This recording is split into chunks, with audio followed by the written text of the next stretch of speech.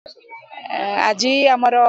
कटक सदर 7 number zone पूर्वतन जिला परिषद समाजसेवी एवं युवा संगठक विलास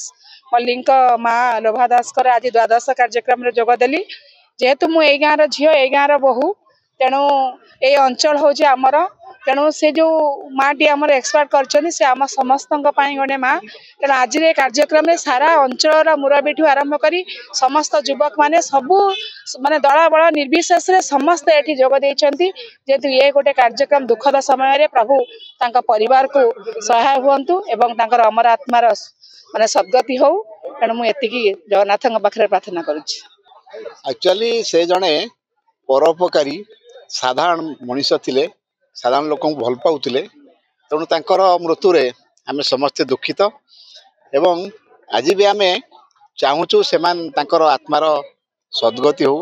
शांति पातु एवं धीरे धीरे जड़े जड़े भल लोक समाज चली जाता हूँ दुखर विषय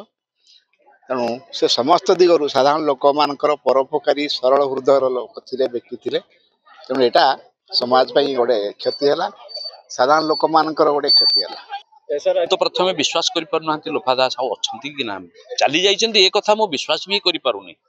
मुझे आसिक मत भी एत खराब लगे हरकरी ये अंचलवासी से अंचलवासी जी अवदान अच्छी केवल से नुहे सी योग्य संतान मानक जन्म देती से अवदान से जहाँ हो मुझे केवल कहीपरि जगन्नाथ महाप्रभु जगन्नाथ अमर आत्मार शांति प्रदान करूँ आउ कि मो पाखे भाषा ही नहीं।